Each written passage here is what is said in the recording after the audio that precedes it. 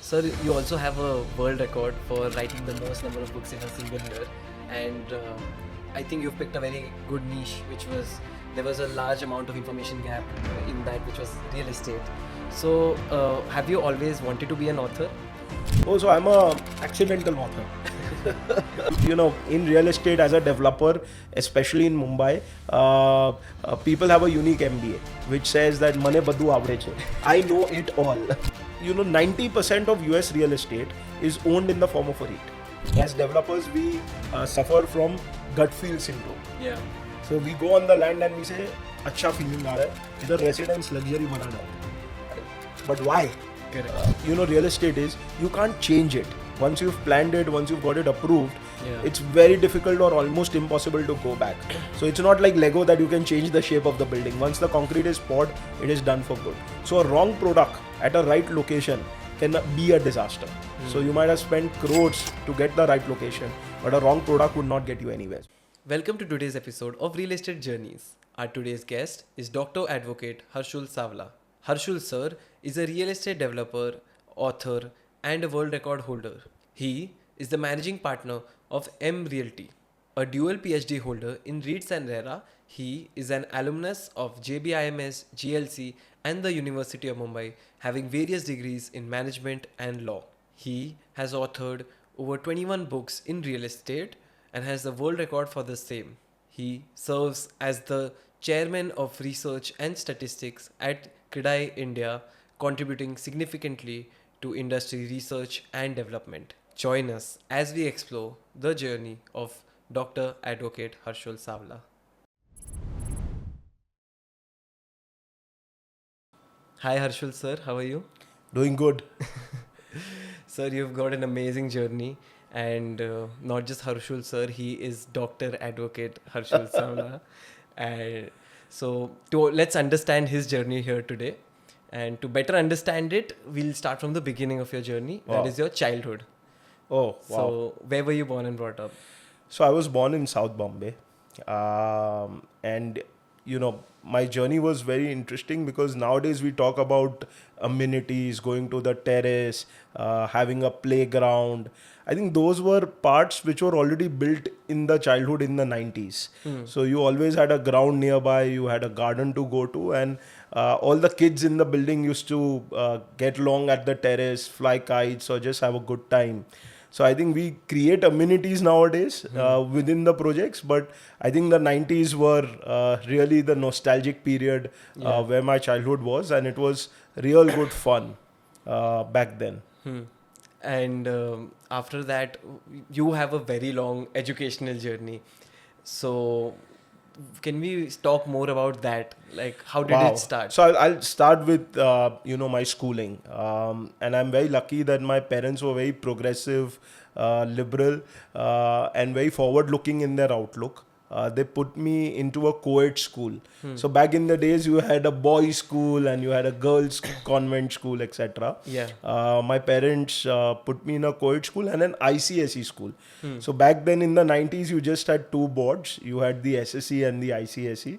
I was in a school in South Bombay called Christchurch, which is a co-ed ICSE school with a large playground spanning couple of acres, which was, now when I look back, it's a big luxury, and I'm thankful that they put me in there. The school's completing more than 150 years, so it was established by Anglo-Indians back in the British era. So very prominent school back there. From there, once I was in my 7th grade is when we shifted to Bandra Khar. And I was moved to a school where if you just go outside the school, you are on the road. So suddenly the suburb life hit me where campuses were not there. And this is where my educational journey actually starts. So 10th is a milestone year for all the children. Still is, in fact. Back in those days, I was in the top 5, top 10 at the school. A natural progression in the 90s was that you would take up science. And I was surprisingly very focused back then in my 10th when I was 16 that, I wanted to do commerce and I wanted to do management studies. Okay. Now you have a buffet. So now you have a BBI, BMM, BAF, You have like thousands of courses. You have cocktails of courses also, combination, etc. But back then it was straight art, BCom. science, commerce. And if you're doing commerce, BCom, and then if you're bright enough, do CA, or else get on the work mode. So I took up commerce. After my 2 years of junior college at Narsi Munji, I was fortunate that I could get in the same college for my BBA, or as it's popularly called as BMS program. Okay. And you would be surprised, after my BMS, I straight away wanted to get onto business, the family business of real estate. My mom was very disappointed, to be honest. She was not very happy that after scoring about 90%, and 90% was a lot in 2004. Definitely, yeah. Today you start with 90% and you go to 100%. But back in those days, that was a lot of score. So taking up commerce was very disappointing for her. And she joined our family business into real estate as head of marketing sales. And she's someone I really look up to. She's completed 25 years of professional work journey. And being an only child, she permitted me to join commerce, although very reluctant. And I stayed focused. Usually the call was that if you're taking commerce, the chances of you going astray was far high back in those days. But I took up management at BBA, and I wanted to join. And this was around 2007 when I completed my BBA. We are in the peak of boom in Mumbai real estate. You just put up your signage and money was flowing. So that is how, my uncle tells me this boom is nothing compared to what the days were in 2007. So those were days when I wanted to join business. And you pay a price for being having very progressive parents also. Yeah. So they told me that, I did a graduation back when I was studying. So the least you should do is a post-graduation. And so natural progression from BBA was an MBA. Yeah.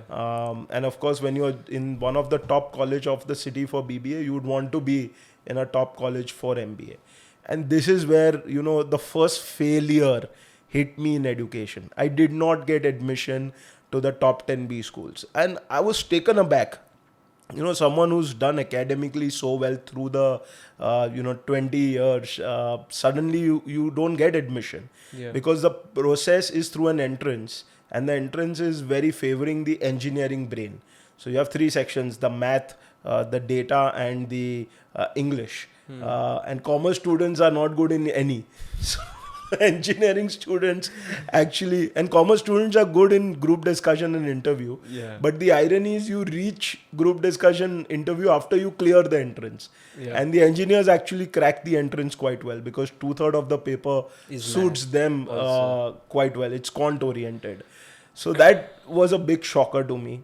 And this was my first failure, you could say, which personally for 3 months I went into a retrospection mode.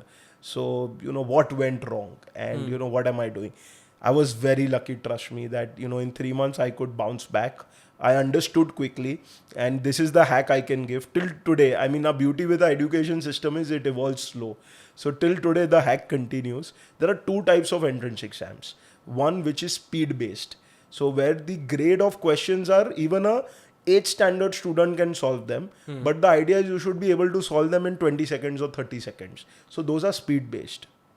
There's a second grade of entrance exams which are analytical based or puzzle based.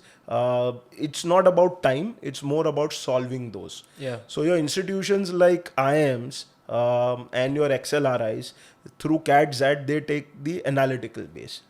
So it is very important, like in business, you should know कि आपका capacity कितना है. So I understood that my capacity was to be fast, quick, but getting into these analytical was not my game. So I took a gamble in my second year attempt. And this was an attempt where I had promised my parents that if things don't work out, I would straight away join business. But I was very determined to, really bounce back after taking the first failure where I couldn't make it. And which is where I focused only on speed base. So through the year, I was only focusing on those. I just gave 3 entrance exams. for 3 premier institutes, which was speed based. And I got all India third rank with that approach, and I made it to a college called as Jamnalal Bajaj, Yes. JBIMS, which is one of the top 10 B schools of India. It was the Definitely. first B school. In fact, it was established before IIM Ahmedabad. So I made it into that institute thanks to the change of approach. But I think that was my first lesson in life, that don't take failures too personally, and bounce back, change your strategy, think back, go 2 steps back. And when I correlate with our real estate, I think it's very similar. At times we get married to our projects. So don't get too personal with the projects. Ultimately, it's about a PNL. I think the emotion part. And so Should be was the sacrificed. entrance exam, right? If you get too emotional about cracking one question, you could waste time and lose on the sitters. So that change of approach really was the first turning point for me. Once I went into MBA, the aura changed. You are suddenly with a mixed competitive crowd across India. You have an exposure where you would possibly an alumni with the likes of Uday Kotak, Ajay Piramal, McKinsey's CEO, HUL CEO. All these guys are your alumni, and suddenly you feel privileged that you will be recognized as an alumni along with these people. Yeah. So your thought plane changes. People around you define you. So it's always said that the 5 closest friends of yours really define your thought process. And you had 120 brains around you who were in a super competitive mode. So I think that was a game changer for me. And that is where I decided that I will do my PhD. When, at what point of time, I didn't know, but I was like, I will do it. After my MBA, I thought that I'd put my degree to use. So I preferred to work in a corporate, JLL, Jones Lang LaSalle. And that was the second turning point for me. And, we'll discuss further why that was a change point for me. But JLL was a decision which was tough to make, honestly. I had 6 offers back at the campus. So there was Citibank, there was CRISIL, there's a whole lot of companies, Tata Capital, etc., who had given offers. Yeah. And I preferred to choose real estate as a sector.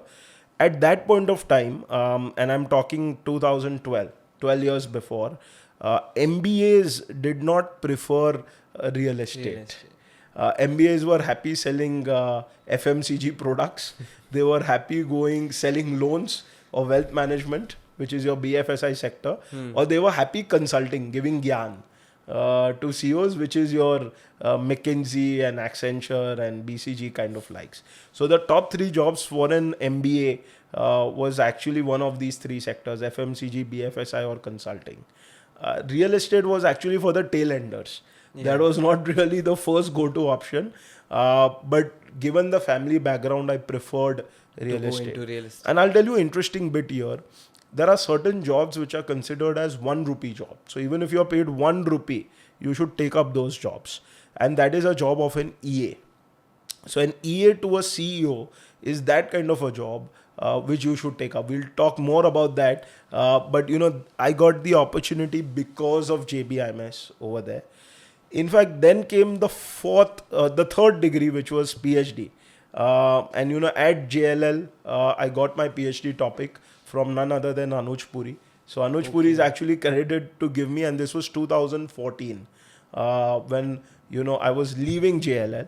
I was joining business, and I thought I would have some flexibility of time. With Ramesh, time is not a luxury that you would have, and which is where I completed my first PhD on REITs. So it's the first thesis in India on REITs, and I wrote 2 books on REITs as well subsequently, and that was the third degree. After which I went on to do 3 more, and the story behind those is that I had joined family business. I had become this developer partner. I mean, you become partner very fast in a family business because that's where you start. And then you remain a partner for next 30 years till, you progress to be the chairman or MD. So you had already started working in your family business? So then I started after 2 years at JLL. I started, and this is where an interesting mold came. So at JLL, you used to be suited, booted, laptop, high fly consultant, real estate consulting, right? And you were talking more about a finished product. You move to a developer setup, which is more about a creator, a manufacturer. It's like a factory, right? You are constructing real estate. Yeah. So now you have to go about everything which goes into manufacturing the real estate. So and it starts with legal. So I sat with my solicitor, obviously clueless, because management background from the JLL, and my solicitor told me India's top B school, JLL, BBA, and you can't understand the basics of law, and it really hit me. And I told him, where have you studied law from?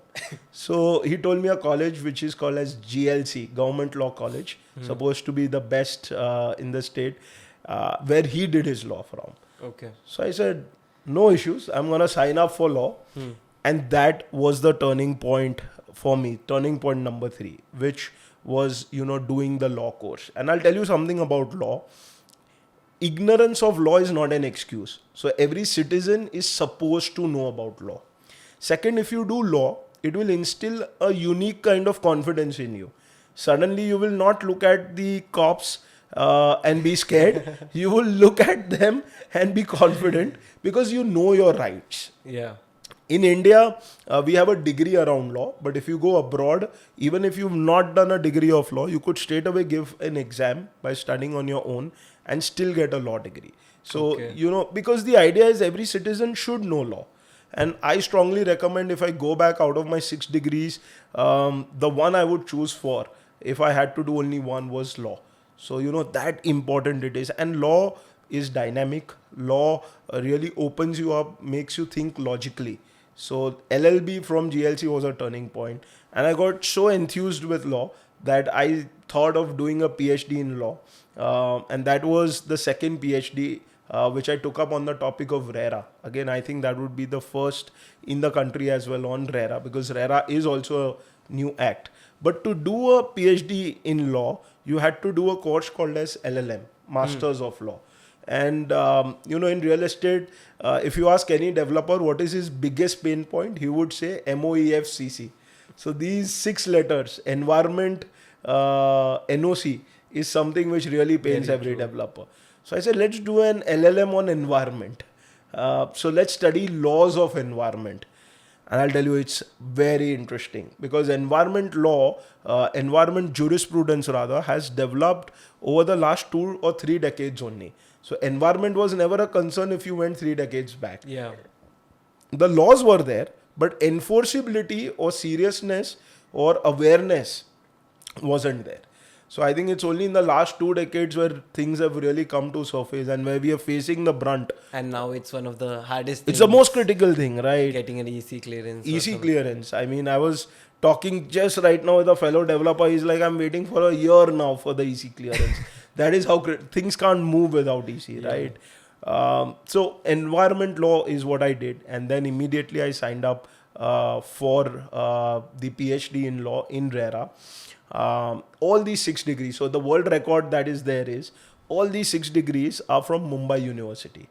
Okay. So the BMS, the MBA, the PhD in law, PhD in management, LLM and LLB. So that's the world record which is there. And that was my education journey. 6 stories, around 6 degrees, but a wonderful experience, doing each one of those and the kind of people you meet, because all these courses were unique.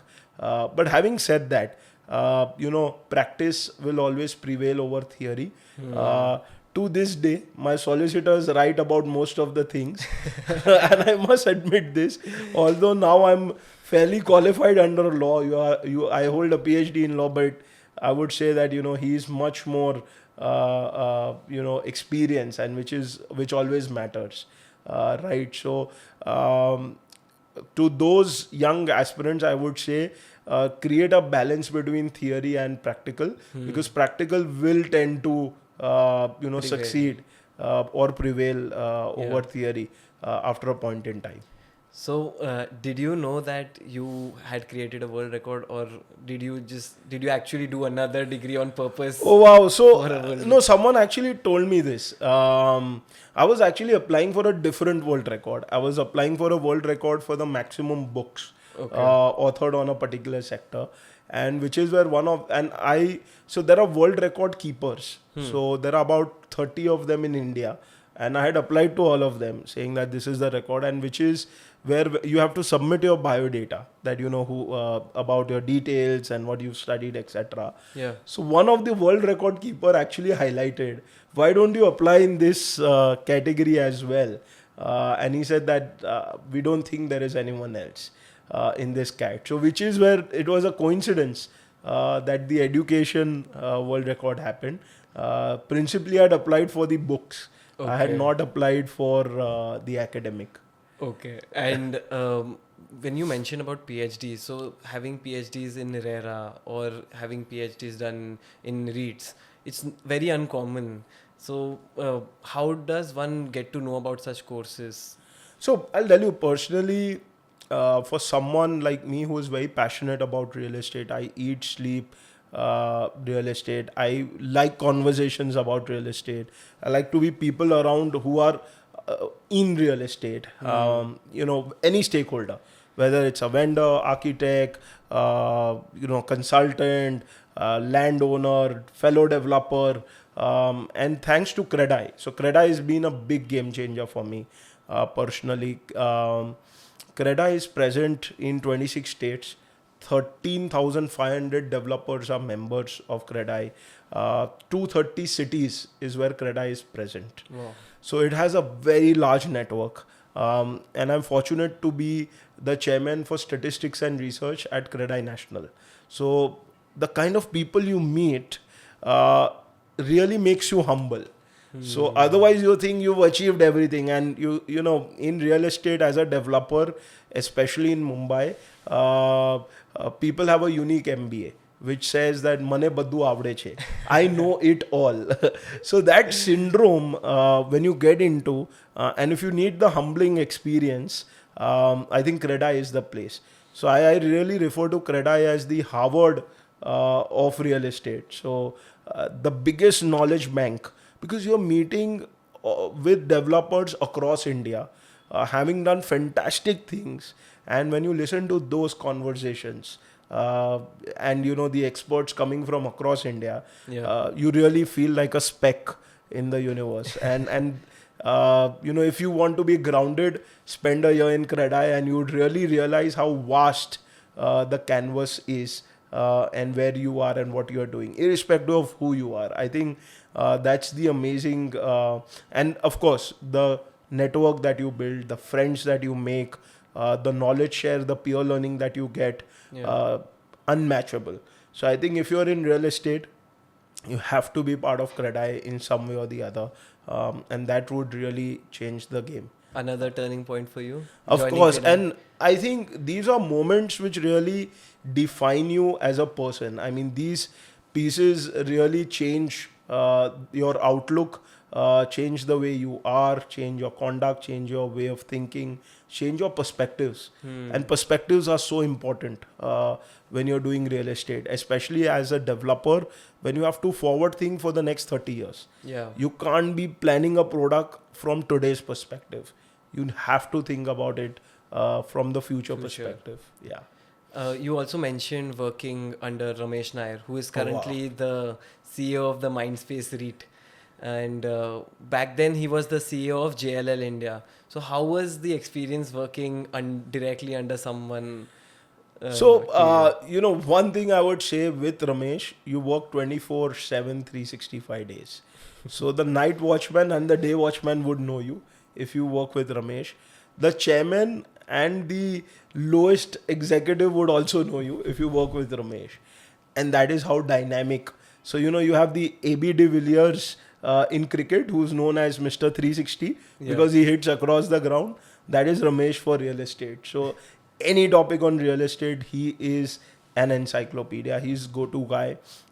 He's someone who's got the speed. So, I always look at him as the Baji Rao of real estate. So, whose speed was his Ace Point, right? So, and the learning that you get if you work for 1 year with Ramesh is equal to 10 year of working in real estate. So I think it's the fastest crash course in real estate that one could get.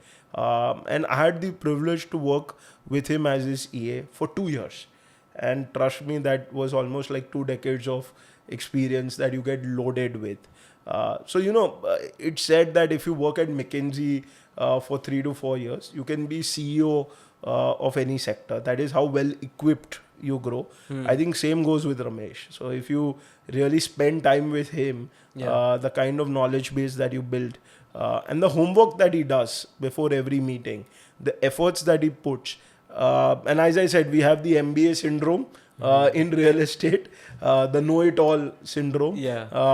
He's someone who will make it a point to do his full homework, and even if he's doing 10 meetings a day, he would prepare for all those 10 meetings. And we have this casual attitude about meetings. We go for it without going prepared because we think that we know about it. But that is something that's not there. And I think that was my biggest takeaway from JLL or working with Ramesh, that you have to be prepared for every meeting that you go to. And that is something I religiously follow till date. If I'm meeting someone on a particular topic, I tend to sort of pre-read or do my homework a day prior to the meeting. No. So, sir, what were some key learnings at JLL which have still helped you as a real estate developer? So I think JLL is an international property consultant. And back in 2012-14, it was the largest in India. Now, of course, you have many more. You have Anarock, you have Colliers, Cushman Wakefield. All these guys are, equally, they've upped their game. Knight Frank.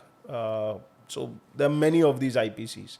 Now, the way IPCs work, is extremely professional. So you can equate them to the McKinsey or BCG or Accenture for business consulting. They are the same for real estate consulting.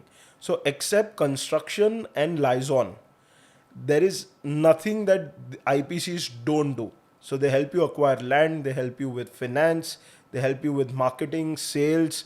Once you've built, with facility management, while you are building, with project management. Once you've built, for leasing your office space, your residence, the mall, the entire spectrum. So they have more than 12 teams which are dedicated, focused on each aspect of real estate. Now, what is significant is, besides the transaction, they are also focused on knowledge. So they have a research team. So they can help you identify what is the best land use that you can do. So often, as developers, we suffer from gut feel syndrome. So we go on the land and we say, अच्छा feeling आ रहा है, इधर residence luxury बना डालते. But why? Correct. So what is the demand around the market? What is the supply? 2 BHK of 700 square foot works well, or 2 BHK of 800 square foot works well? Do people like luxury apartments of 2000 square foot, or this is more a market of 800 square foot, 1200 square foot? Now that data can tell you. So now you have data analytics tool which is well analyzing all the registered data. So there are companies like CRE Matrix, Lyzers Forest, Prop Equity, Prop Stack, who will help you analyze what is the best use of your land, and even before you go to an architect, what kind of product you should do so that you have higher chances of success on that. And I think that was a big learning that I got from JLL, that before you start planning, or even before you've acquired the product, think of what you would want to make. Think of what can be the achievable sales by doing historical benchmarking, using technology. And I think all these foreign consultants were very advanced on the tech part, and which really gave them the edge. And once you are there, because the thing with real estate is, you can't change it. Once you've planned it, once you've got it approved, it's very difficult or almost impossible to go back. So it's not like Lego that you can change the shape of the building. Once the concrete is poured, it is done for good. So a wrong product at a right location can be a disaster. So you might have spent crores to get the right location, but a wrong product would not get you anywhere. So I think those were learnings which I got at JLL, and which really helps. It's like precaution is better than prevention. Yeah. So ultimately, this precautious attitude about and pre-planning, even before you go to the drawing board, before you brief the architect, and a structured approach, an approach which has a checklist, an approach which is SOP driven. So if you can make this more automated, your entire all your departments, your entire business, it can help you scale. And that is exactly what JLL taught me. So I think it was fantastic learning the work ethics from JLL. That really, the 2-year stint really prepared me to join the family business of real estate. So, sir, as developers, we receive so many proposals of land or say other projects for redevelopment.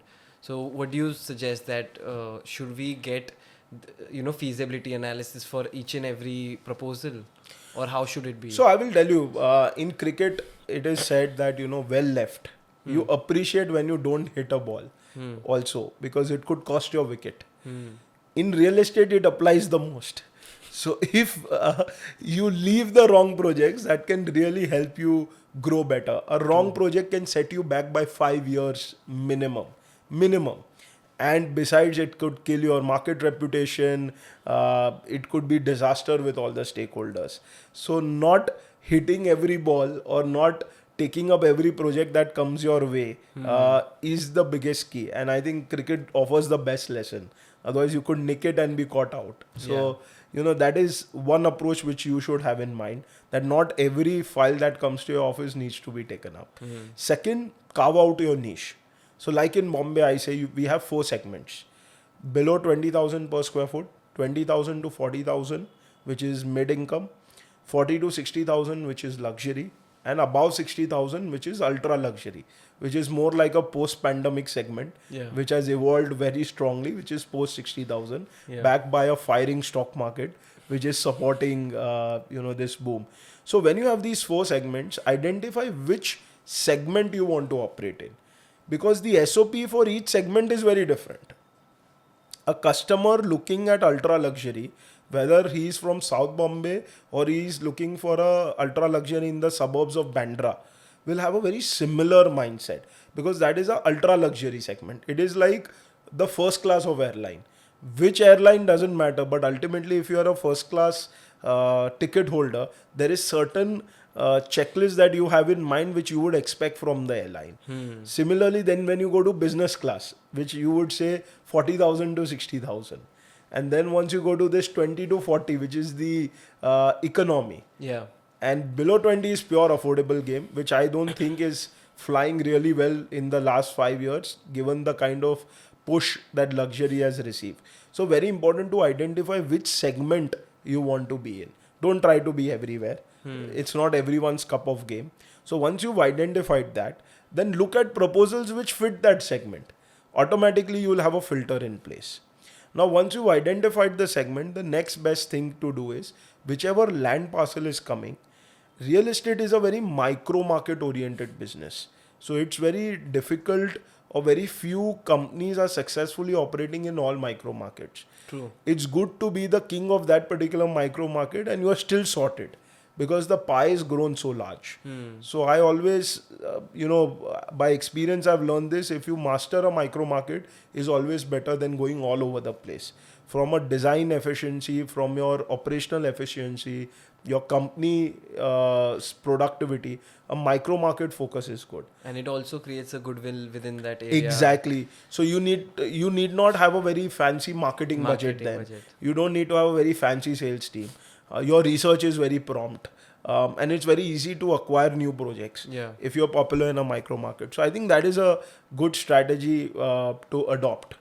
And once you've done that, if you waste the micro market, if you waste the particular segment, then automatically you won't need someone to explain to you the feasibility. But if you're looking at all over the place, you would be wasting a lot of money on consultants looking at feasibility. And trust me, I've seen 4 different feasibilities for the same project made by 4 different consultants. So feasibility is like media. They can give you a narrative which you want to learn. So feasibility is like a building made on Excel. Acha. It's not realistic. Yeah. Everyone has a narrative that they play on to. I've not seen a single project complete as per the feasibility which has been shared by a consultant. So there is always a miscellaneous and a suspense account which is there in real estate projects. So, until and unless you have that ground expertise of that micro market, you would know what is the out of syllabus of that real estate project which can hit you in that particular micro market. And that can only come by experience. No feasibility will explain. So I actually don't look at these feasibilities. It is more number crunching. It is just an interesting bits and figures, but I go more by our experience in that particular micro market. But if at all you would want to look at a feasibility, and you want to go scientific, you want to go the corporate way, you want to be polished, then ensure that you are looking at a feasibility made by an architect who has recently done at least 5 projects in that micro market, in that particular section in which you are looking to develop. So these parameters are very important. If the consultant has not worked in that micro market, he's not worked on that particular section, he's not worked on that scale of a project, then 9 out of 10 times the feasibility is not accurate. So you will really need to identify that the person who has done the feasibility, what is his recent experience. And only then that feasibility really makes sense. Because if someone who's doing a different micro market, a different scale of project, a different section is giving you a feasibility, that would be a theory. That would not be a practical feasibility. Yeah. No, makes a lot of sense and really great insights already. Talking about various areas in Mumbai, you have projects all over Mumbai. So you have done projects in central Mumbai and in South Mumbai as well. How different was it selling a home in central Mumbai versus South Bombay? So I'll tell you very interesting. Before I joined business, at one point, we were doing a 1 crore home and a 15 crore home. So this is 2012.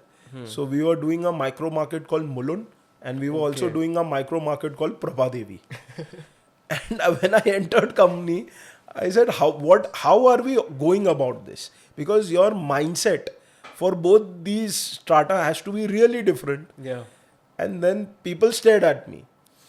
And which is where I understood that I've asked a very relevant question, because we are going all over the place. And which is where, one of the fundamental, and I'm very fortunate, blessed that I've been given the liberty to choose the kind of work that I want to do. It's like Bollywood. After you give a lot of hits, that the star has the ability to choose the script he wants. In a family business, you have that day one if you have the right elder generation who's supportive of you. So I was blessed with that. So I was told you can choose what kind of work you want to do. So very early I carved out a strategy that we would focus only on 2 segments, 40,000 to 60,000 per square foot and 60,000 and above. So which really is central Bombay and South Bombay more or less. So central Bombay has locations which are 60,000 and above, few of them. South Bombay also has a few locations which is 40,000 to 60,000. But predominantly these micro markets are between 40,000 and above. So, you won't have stock below 40,000 in these micro markets. So first thing first, we said we will focus only on island city. We will not look beyond. Then we said if we have to do suburbs, we will look only if they qualify the benchmark of 40,000 and above. Or else we will not look at them. So I call it the classic rickshaw taxi strategy. So rickshaws in Mumbai are not allowed in the island city. So we said we don't do plots where rickshaws are not allowed, basically. So something like that. So that was one strategy, the rickshaw taxi strategy which we identified. Now that really helped the way we went about business development, the way we went about acquisitions, the way we poised ourselves with our vendors, the kind of consultants we were working with. Because now you have a mindset that you have to deliver a product which is for 40,000 carpet and above. And then your synergies creep in. So no matter which location you are doing in, but you are catering to a particular class of customer, which comes from a similar budget line. So that is how, we evolved as a company. And then now all our projects are focused for Central Bombay and South Bombay. Except Okay. now we are bidding for a few suburban projects, but again, where micro markets are above 40,000 on carpet. We are not going for other projects. So I straight away, hand over those projects to my friends and my fellow other family members who do those kind of projects. But I don't even look at them, because if you look at them, you can get tempted. So best to do a well left for those kind of projects, and that is a strategy we had adopted. And you would be surprised once you identify a homogeneous strata, and which is what market research teaches you. The kind of synergies that you can derive out of it is phenomenal. Wow. So, sir, what does it take to sell a house which is like 40,000, 60,000, one of the highest rates across not just India but almost across Asia? So I'll tell you, it's very simple. You need to have a checklist. You need to think beyond square foot.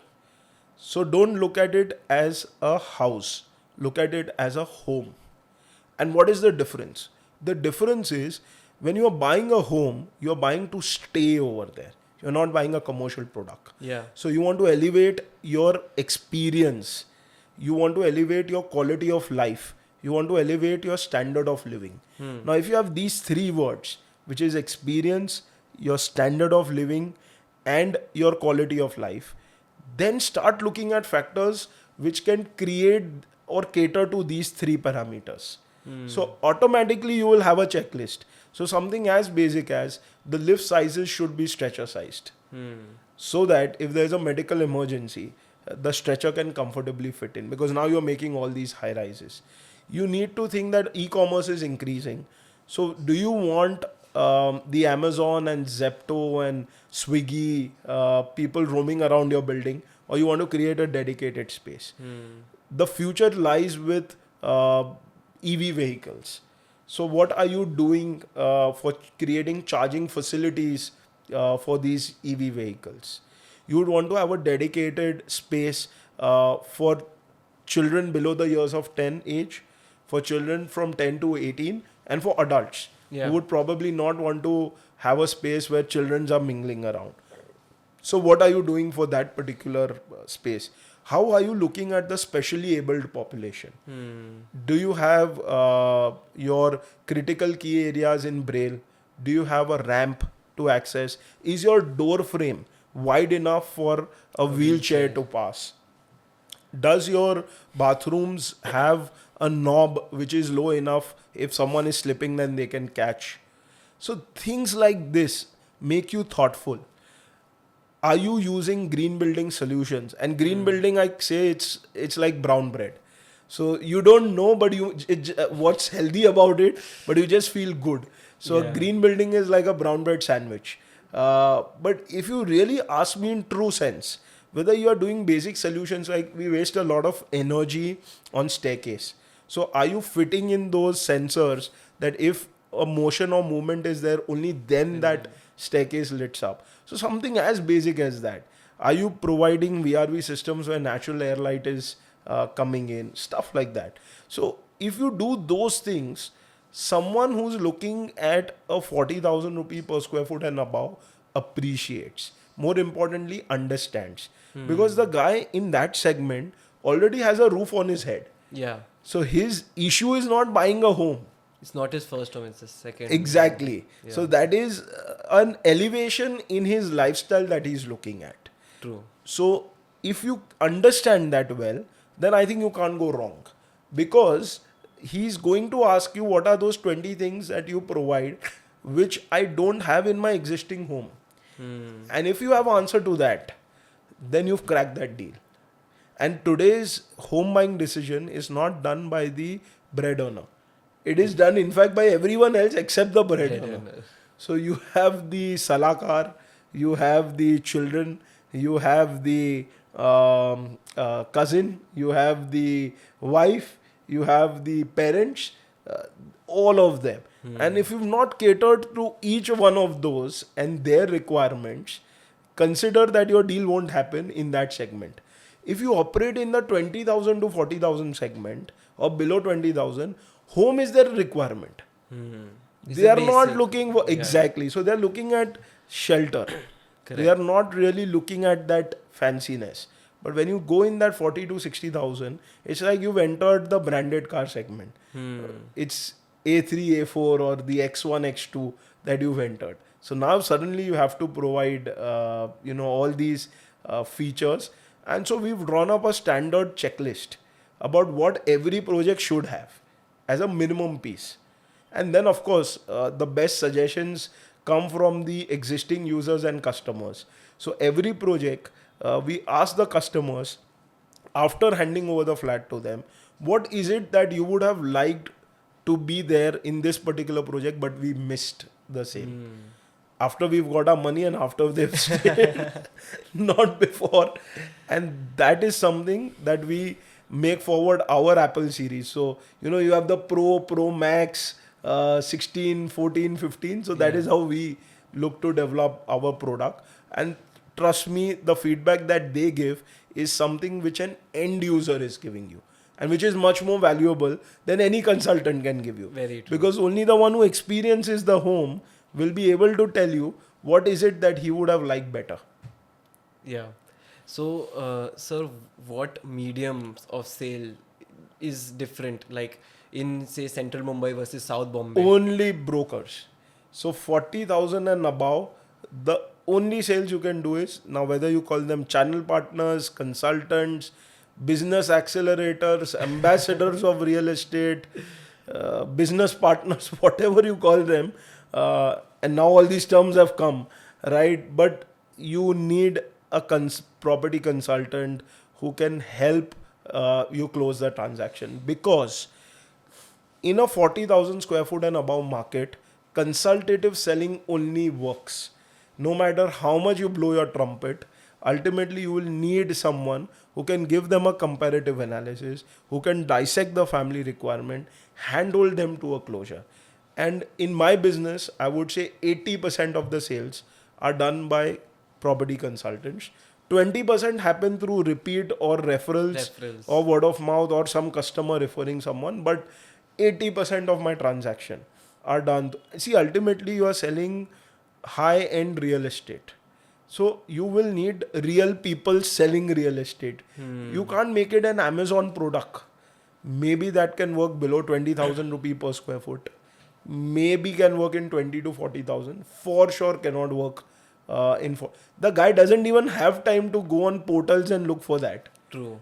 He will rely on experience of the property consultant to show him 10 products, cut out what makes his need meet, and which is why you would see some of these property consultants make much more than I am Ahmedabad graduate. It is purely because of their expertise. In fact, recently there was a web series or a web show on property consultants, which was up on one of the OTT channels. So Okay. that is how big they are. And I'm not kidding. If you look at the top 10 broking houses, in the country, so you have the likes of Anarok or Guardians, these kind of companies, Yeah. which have employees, a whole broking setup, right, or property consulting setup. Their turnover could be higher than a few developers also. So For sure. Yeah. that is how big this business is. So I'm actually doing some number crunching and research on what is the size of property consulting business, and some of the initial numbers that I've got are mind blowing. So that is how huge this space is, and this goes on to showcase the way we are shifting as a real estate business. So they are the biggest pillar if you look at 40,000 carpet and above, and has to be, because if you are in that segment, you don't have the time to identify. Yeah, if you are in 20,000 and below or 20 to 40, during your office hours also you could do a alt tab and look at some portals and identify shortlists on Sunday, visit those and close. Yeah. But in 40,000 and above, you will need a property consultant.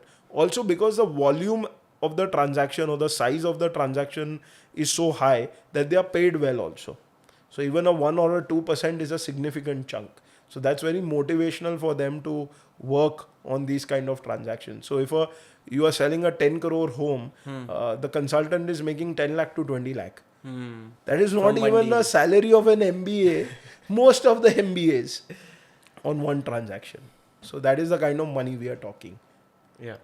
So speaking of sir South Mumbai, वहाँ पे एक पूरा coastal road project which is almost done.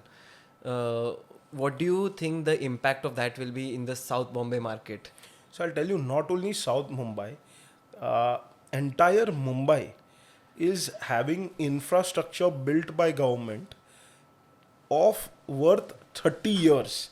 So what projects you can see over 30 years are coming at one go. So you have some 14 lines of metro, you had the Atal Setu, you have numerous bridges, connectors, Trans Harbour links, you have a new airport altogether, you have the coastal road. So, this is billions of dollars worth of infrastructure which is coming up. What infrastructure does is, it is now making an entire city, which was essentially north-south, a circular city. So now you can go from any point to any point in the city within 45 minutes, and which is going to be the big achievement. Because today, from one point to another point could be as long as 2 hours or 1.5 hours also. So you're essentially cutting it down to 1/3, which will really increase the productivity, which is in making new micro markets emerge as winners. So for example, something like Wadala is now a hotbed micro market, because you have these projects where you could reach Worli in 10 minutes. So if you can stay in a micro market at half a cost or 1/3 the cost and be there in Worli in say 10 minutes, why you would not prefer to have a larger flat over there? So what Coastal Road is doing is connecting the entire western waterfront. So starting from Nariman Point, going to Haji Ali, then going to Worli, then going to Bandra. So that is almost like the first and second phase. Then it will further extend from Bandra. It will go on till Juhu and Versova, and then right till Vasai Virar. So if you look at the whole coastal road planning, what it is doing is connecting the entire stretch. So it is very beneficial because it is not cutting down rates of Bandra, but further elevating the rates of Bandra, and now creating a second Bandra in the form of Versova.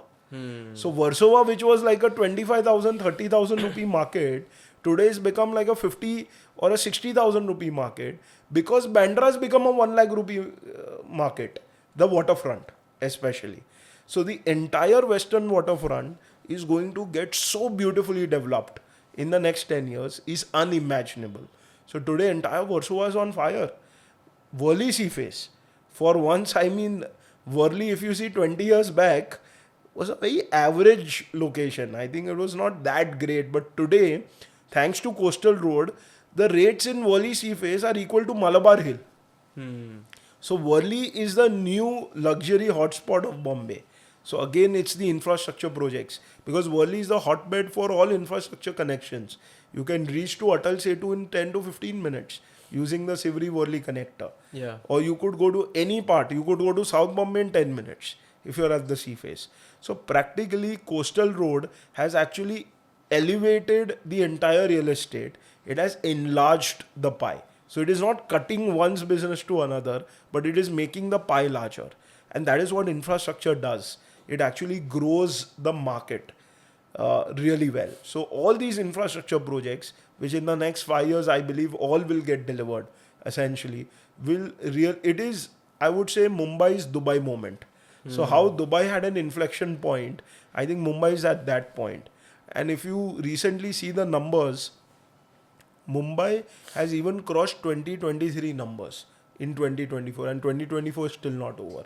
So that is how potentially this infrastructure is growing the entire segment. A classic example. But do you think that this will have a negative impact on the South Mumbai real estate market? Not at all. In terms of price? In fact, I would say South Mumbai micro market had gone dead.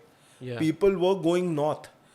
Today, and there are numerous articles, the commercial market has grown 3 times, because Southern Mumbai, thanks to Britishers, is very well developed. You have large roads, you have good physical and social infrastructure, you have heritage look, you have waterfront on all sides because Mumbai is like a horseshoe. So when you go to South Bombay, you have the Arabian Sea, you have the Back Bay, and you have the Navy Nagar. So you have actually, it's like a peninsula. So you get three sides water view. You have the beautiful Queen's Necklace. You have heritage tours. So South Mumbai's got revived because today, even if I'm staying in Bandra, I could reach to South Mumbai in 30 minutes. So South Mumbai is actually now growing at the cost of even BKC because the last mile connectivity in South Mumbai is phenomenal. So you have the central, western, as well as harbour railway stations which have connectivity to South Bombay. In fact, the infrastructure has helped South Mumbai progress to a point that, trust me, in the next 5 to 10 years, you will see at least 200 projects come up in South Bombay. So that is the velocity at which South Mumbai is growing. And it is getting its right due. Because suddenly the entire action had moved to Central Mumbai and BKC and Andheri is now coming back to South Mumbai. And which is the back in the glory days. So it's like, how fashion completes its cycle and comes back. So I think South Mumbai's completed that cycle and the energy is back in South Mumbai. Okay. Wow. And ultimately, I'll tell you, as Mumbaikars or Indians, we are very judgy about where a person stays. So, moment he says, I stay in SOBO, I think it adds a different flavor altogether. True, very true. Sir, you also have a world record for writing the most number of books in a single year.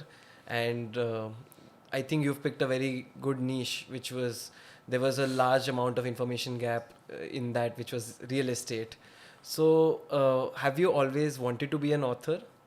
Oh, so I'm a accidental author. So, I had completed my PhD, the first one. And there was a lot of euphoria because REITs was a new topic. So REIT otherwise is a 70-year-old concept. There are 200 REITs. But in India, it was only in 2014 that we started talking about REITs very practically. And it took 5 years, 2019, by when I completed my PhD. So 5 years for the first REIT to get listed, the Embassy Blackstone REIT. Now, in 2019, except the full form, which is Real Estate Investment Trust, no one knew anything about what a REIT was. And this I'm talking about stakeholders in real estate. Forget layman and investors. So suddenly there was a lot of demand to know about REIT, and I hold a PhD in REITs. So people gave me a lot of calls across that, come have a session, have a talk about what REITs are.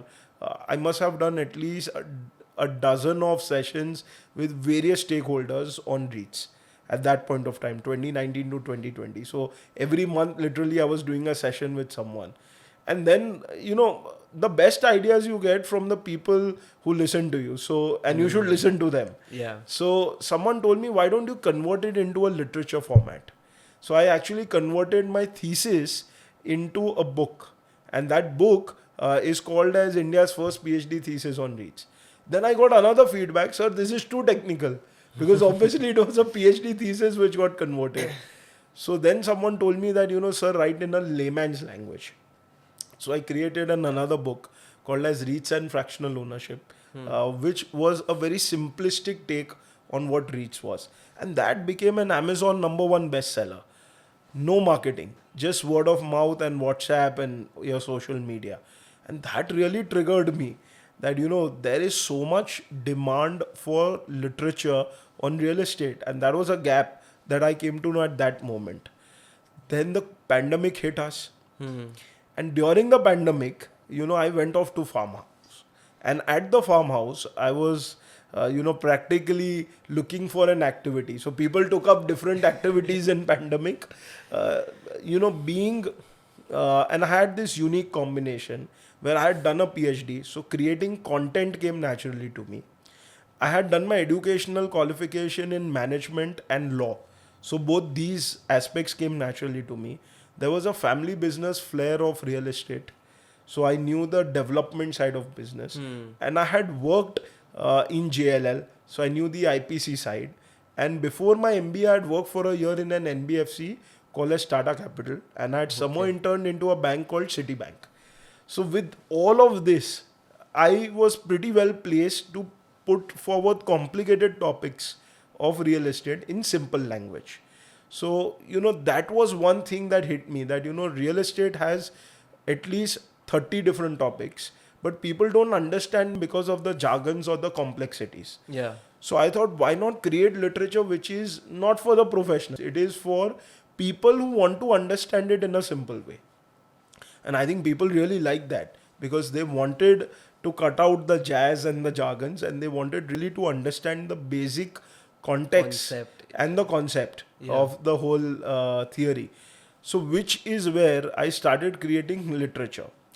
After writing one or two books, I ran short of titles. And thanks to Facebook, WhatsApp, I actually ran a poll that what is it that you would want to read on. And then people gave me at least 20 titles. So I had worked for the next 2 years to create content. And that is how I got titles for all my book. So technically it is the people who have suggested topics to me. And that is how, one after another titles got created. And today there are 21 books that are published as author and co-author by me. And they are all available on Amazon. And they are created specifically as a not-for-profit venture. Wow. So it is created only to spread awareness and knowledge, because the only real estate knowledge that one gets is through newspapers. So if you want real good content, the only way you can get it is in these books. And I'm very proud to share this, that I was one of the first few authors in real estate. There weren't Indian authors in real estate. In fact, even real estate B schools used to refer to foreign literature. Yeah. Literature from US and UK, which is not relevant at all. I mean, they are running at 18 FSI, we are at 3 FSI. Their town planning norms are not remotely in context to us. So, which is where I felt that there is a niche which could really suffice well. And that really, made a big hit with the audience. So I think now, and there are a few more titles coming up this year as well. So thanks to pandemic that this went going, and it created a whole big momentum. And now I think it's a very popular audience. So there are a lot of repeat people who keep looking forward to new titles. And I think almost every 6 months we launch one or the other title. Yeah. Wow, that's amazing. So that's the consistency we've maintained. So now there are almost 21 books on real estate, and which I'm very proud to share has inspired a lot of authors, a lot of professionals who are veterans, who have 40, 50 years experience in a field. Now they have started writing on real estate. Wow. Their experiences, their specialities. So today there would be more than 25 authors on Indian real estate. When I had started writing, there weren't more than 3. So that is the revolution that the books have brought forth. And I think books are a great way of sharing knowledge. It is when you share that you learn. So, I strongly believe that, and which is where, there are a few other initiatives that I do. I'm a PhD guide to students who want to do PhD in real estate. When I did my PhD, there wasn't a single guide available who was equipped to guide a PhD in real estate sector. So today I guide a bunch of students, research scholars rather, not students, who want to do their PhD. I was also a faculty and a professor in Amity School of Real Estate for some time. But then given the work that got built up, then after a few years I left that particular stint as visiting faculty and a professor. So I keep taking up these knowledge share initiatives whenever I can to, sort of, and it really helps me update myself as well. So I think it's a two-way street. The more you share, the more you get. Wow, that's amazing. I hope to do the same through this Absolutely, podcast. Absolutely. And, really help the audience Absolutely. as well. So we were speaking about REITs. Could you explain what is a REIT? So, REITs or real estate investment trust, think of it as a mutual fund. So in mutual fund, there is a group of people who would give money to a fund manager, who would put money into listed shares. Yeah. Here the same concept applies. You give the money to the fund manager, who who will invest the money into income generating real estate. So income generating real estate could be an office space, it could be a mall, it could be a co-working, it could be a data center, it could be a warehouse, it could be a hospital, it could be a school, it could be a graveyard, it could be a prison, it could be a solar farm, it could be any real estate which is income generating. Okay. So by income it means rent generating. 90% of that rent has to go back to the investor. That is the fundamental of the REITs. Today more than 45 countries have REITs. Pakistan had a REIT before India. Saudi Arabia has a REIT. US has REITs for 60 years. Wow. US has a prison and a graveyard REIT. Because there they don't incarnate the body, they actually bury it. And people visit these places at least 4 or 5 times a year to seek blessings. So they've actually created a model where people even pre-book where they want to go down. They even pre-book and prepay for the maintenance of that graveyard. So there's a regular income over there.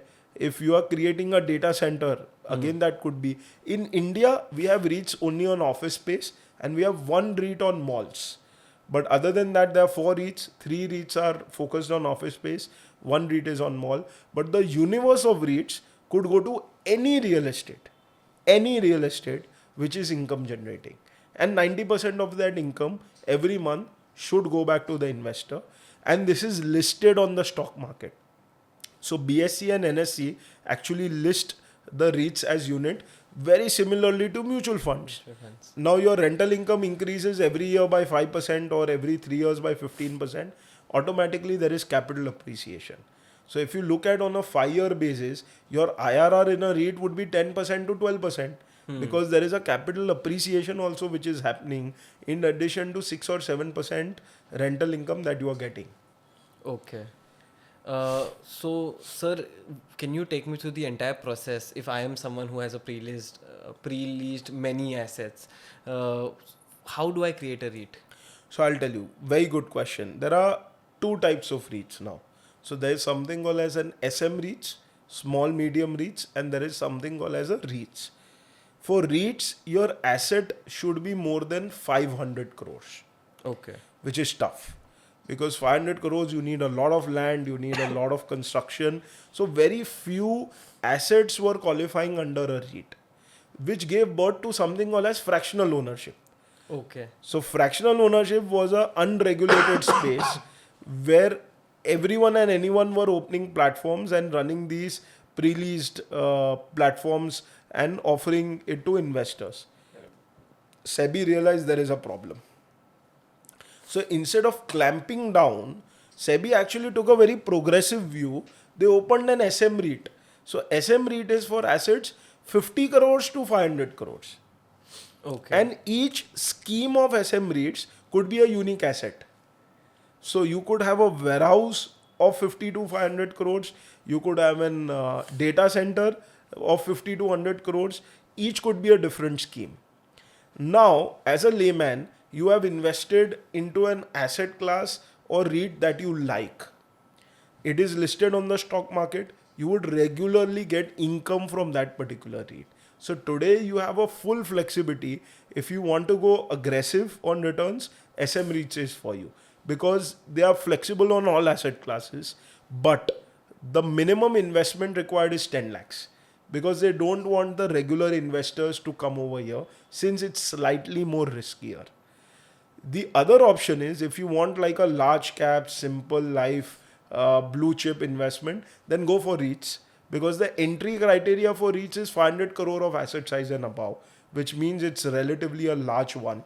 So there are players like Embassy Blackstone, Raheja Mindspace and Blackstone, your Nexus Select Trust, which is a mall-oriented REIT, and Brookfield, which is India's first professionally managed REIT without a developer.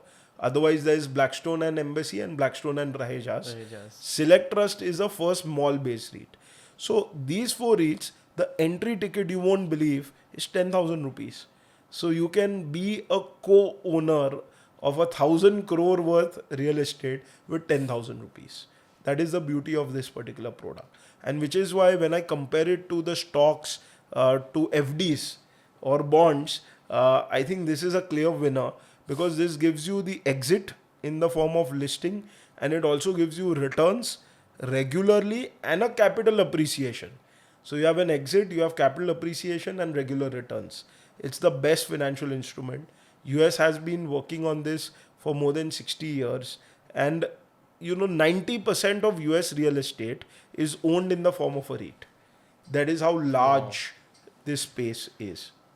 So you mentioned about USA. USA, they almost have, I think, around 200 REITs, while India just have 4. What do you think are the primary reasons for the same? So, you have educational literacy, like that, you have real estate literacy and finance literacy. The problem is that we are very low on real estate literacy and finance literacy. And REIT is a combination of real estate and financial markets. So when you combine these two, where people already have very low literacy, the product becomes challenging. Second, if you look at historical analysis, and this is something I'd done for my PhD, countries like Singapore, which is Asia's headquarter for REITs, I mean the largest amount of REITs come from Singapore, or if you look at USA, the first 10 to 12 years when REITs got introduced went very slow even for these countries. It is only after the 12th year or the 15th year that there was a hockey stick growth. Okay. Because the countries take time to adopt to the new instrument. REIT in India is only 5 years old. I would not be surprised if this 5 ka number after the next 10 years grows to 50. Because that is the growth that will happen on an exponential basis. So today's linear growth will be an exponential growth once that acceptance and financial literacy, real estate literacy is built in. But it is a very safe product because primary issue in real estate is that OC hai ke nahi, completed hai ke nahi, title barabar hai ke nahi. Your lessee, who's a top brand, has looked at all of these three. So you have a ready-made with OC, with a clear title, bankable product, where returns are already coming, and that is the stage you are investing. So you can't have a safer real estate than this. But talking about returns, Indian REITs have not yet performed to the levels which were expected from them, to compare to global standards. What do you think is the reason for the same? So if you compare the returns to global standards, we are doing very well. But if you compare with the returns of the other asset classes, we are not doing that well. It is essentially because REIT is supposed to be like a large cap. Now today when you invest into a large cap stock, you don't expect some exponential growth. You expect certainty. You expect that erosion of value won't happen. You expect that this will remain stable and you have peace of mind. That is exactly what REIT is supposed to provide. But we compare it to stocks, we compare it to other asset classes which are relatively more volatile. I will tell you an interesting fact. In the peak of pandemic, when even companies like TCS and Infosys had said that in the next 5 years we will have complete work from home. This is a statement that they had made. We had a REIT called the Raheja Mindspace REIT, which was listing, whose 70 to 80% portfolio was coming from IT companies. So you are a REIT, 80% of the rental income is from IT companies.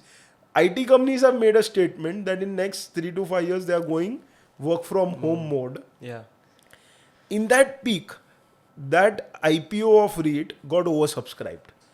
Now what better example could you have of the certainty and solidness of REIT as a concept? A IT REIT would never have succeeded in pandemic, at least, when we thought the world was over.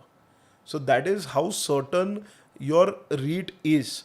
Your capital is protected. You are getting stable, steady returns. But someone looking at exponential growth, look at SM REITs. It will provide you that kind of growth. Don't look at REITs it's about what is your requirement and which asset class you look at. That is very important. So SM REITs usually include what type of asset classes? Everything and anything that is real estate. So it could be a warehouse. It could be a data center. It could be a co-living building. It could be a student housing building. It could be a cold storage. It could be any real estate which is income generating. Just that it has to be 50 crores and above and below 500 crores. And is there a particular, say, platform where they can list their SM REIT? BSE and NSE. Okay.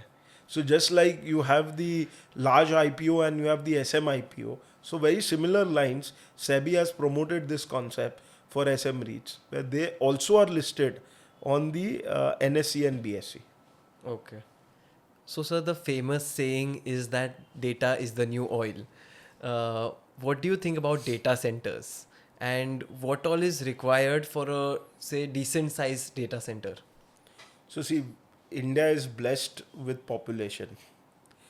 There is practically a minimum one phone with every individual. Some people have two phones also.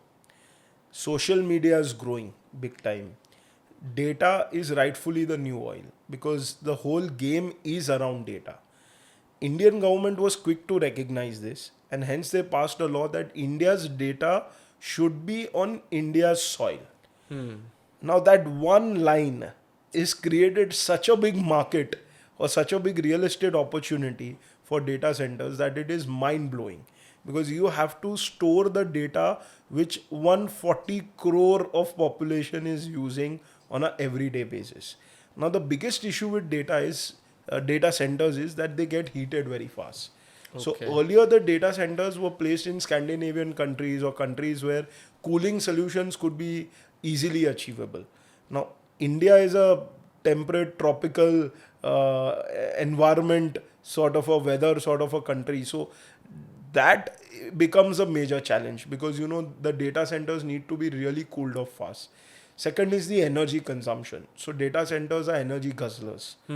And tier 1 cities can readily provide a grid which can cater to that kind of energy.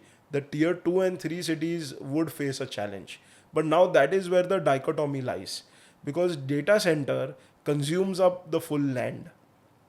Given the way FSI is increasing, the land has so many best use where data center doesn't become the top 3 best use of that particular land.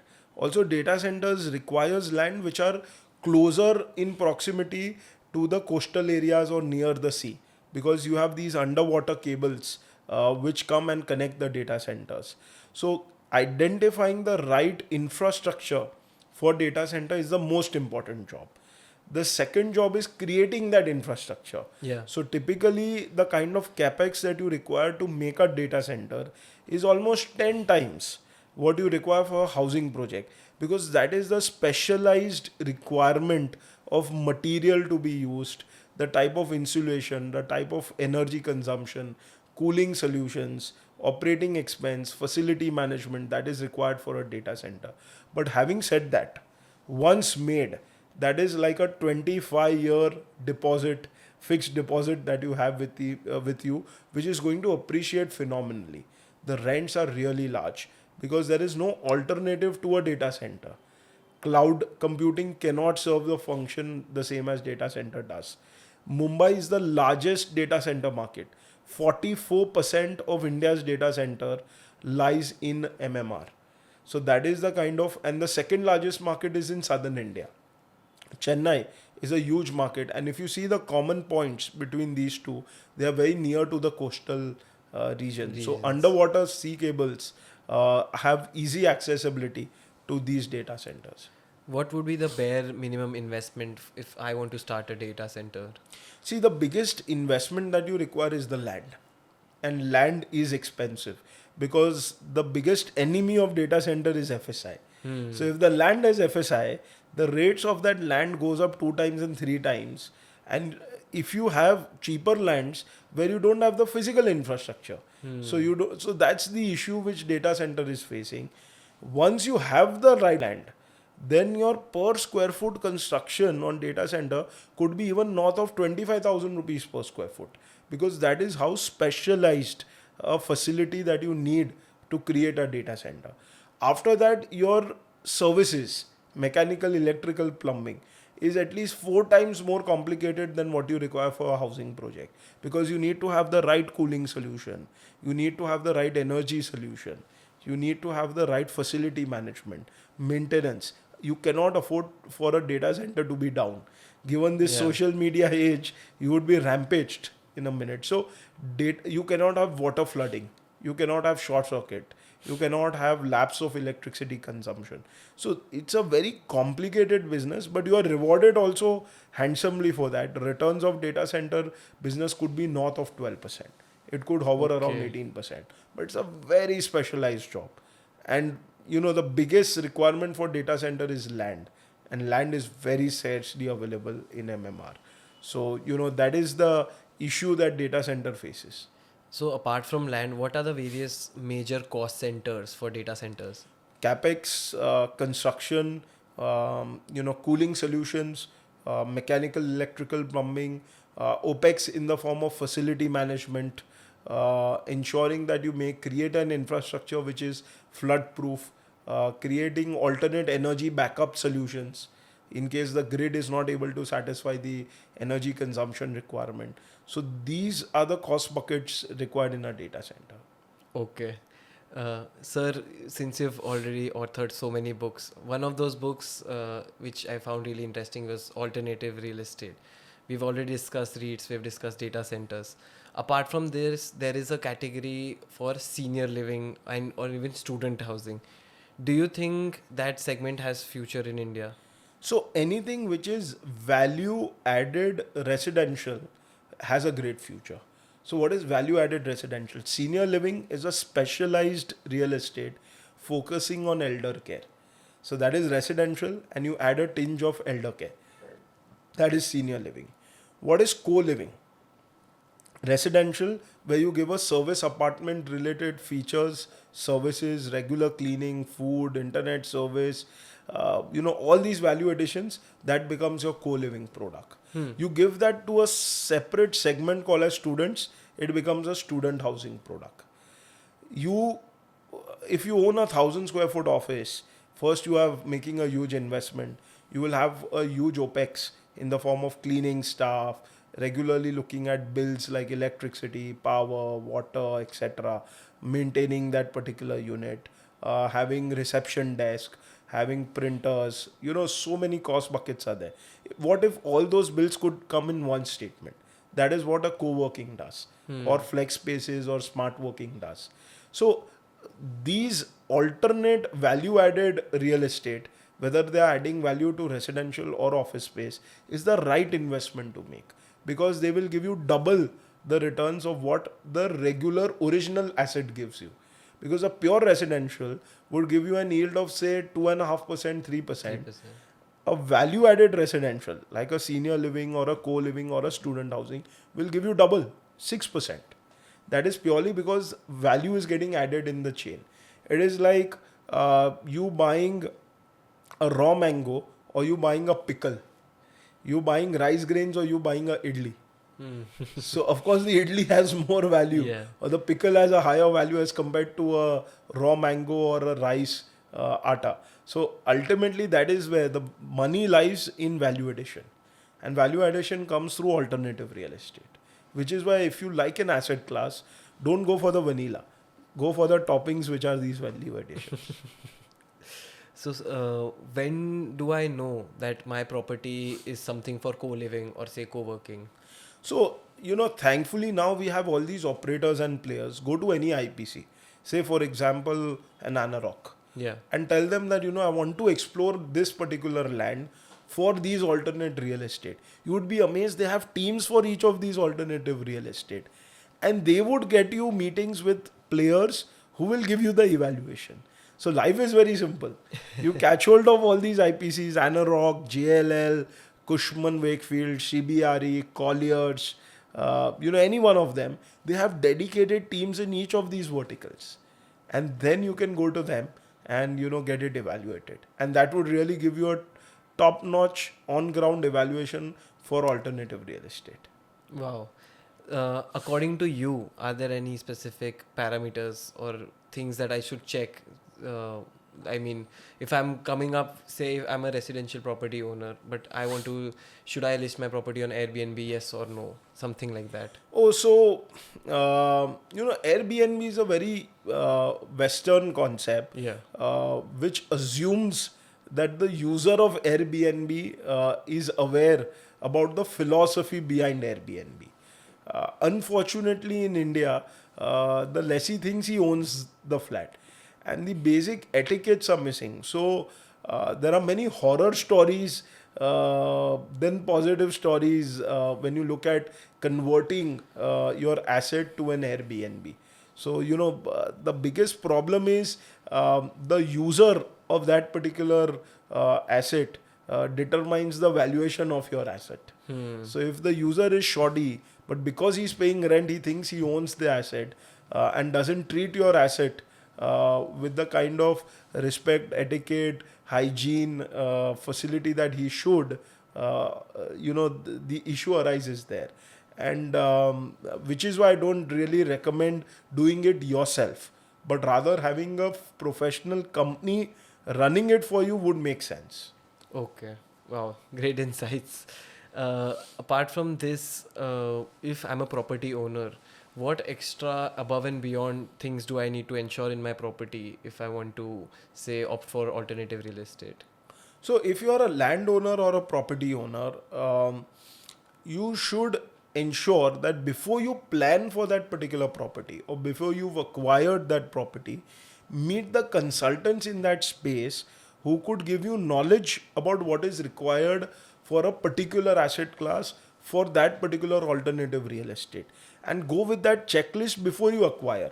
The problem is we first bring a problem to ourselves and then look for a solution.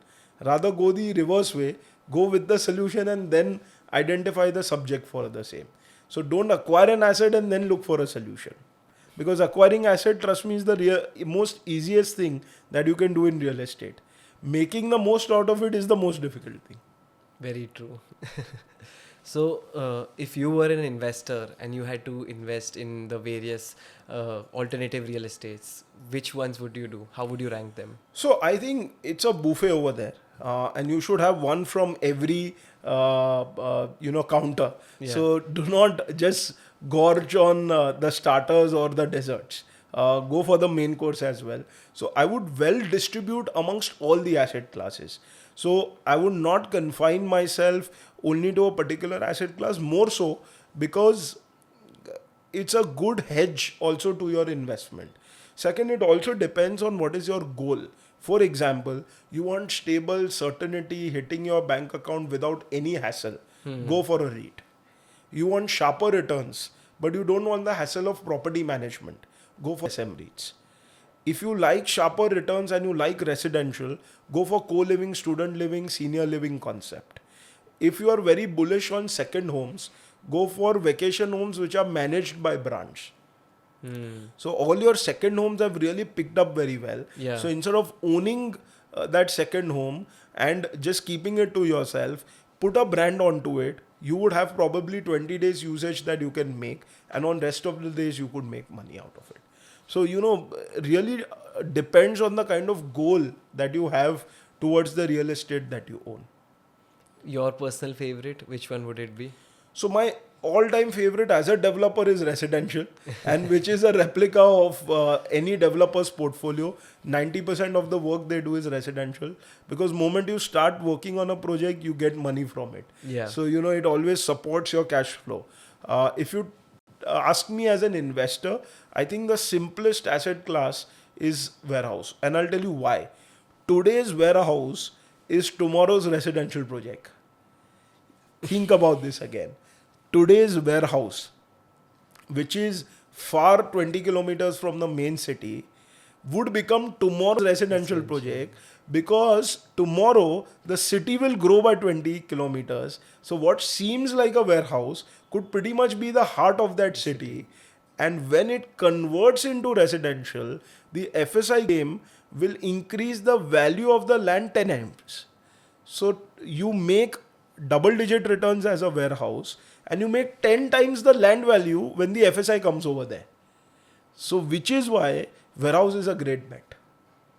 Wow. So while it's on rent, it is giving you high returns. And when you develop it as a residential project, it will give you exponential returns. So it's dono haath ghee mein when you look at a warehouse. Sir, we have definitely learned a lot here today. Before you go, what advice do you have for someone who's starting their real estate journey? Only one word: patience. Because real estate only rewards patience. This is not stock market where you could press a button, get an IPO, see a return and just exit. Real estate is only about patience. It is about that batsman in a test match who has to wait for the loose ball and make the most of it. But for that, you have to be batting and not out. If you are out, you could miss those loose balls that would have come to you. But real estate definitely gives you a lot of loose balls. Real estate in India will never be out of fashion because it's a growing population. Yeah. Our average age is 25 years. And India's population is aspirational. With aspirations comes things which are associated with real estate. So real estate is something which will always grow in this particular country, at least for the next 50 years. But have patience. You will be at the right time, at the right place, in the right cycle, sometime, and which is where you will make a money of a fortune. So real estate gives you a springboard effect. So you could possibly thinking, there was a point from 2012 when I joined my family business to 2028 years. All my colleagues at JBIMS were doing a promotion every 2 years, and some had reached the VP level. And 2012 to 20 was really slack. And then pandemic hit. Yeah. And I was wondering whether I was better off doing a Citibank job or doing a FMCG job or a consulting job rather than being a developer. And see how the tailwinds have changed. From 2020 to 24, it's being a springboard effect. So people have covered 2 decades worth of net worth in these last 4 years. And that is what real estate does. So if you're patient, if you're batting, if you're not out, and if you're perseverant, real estate will reward you in a springboard effect. It is like that unicorn that you see in startup world. Every real estate company is a unicorn because of the reward that real estate offers to you. Wow. Thank you so much, sir. Yeah, it was an honor to host you here My at my pleasure too. podcast. And we all definitely learned quite a lot. And Thank you. we continue to do so. Do check out sir's books. There are so many, 21 already done and more to come. So, yes. Thank you. Thanks.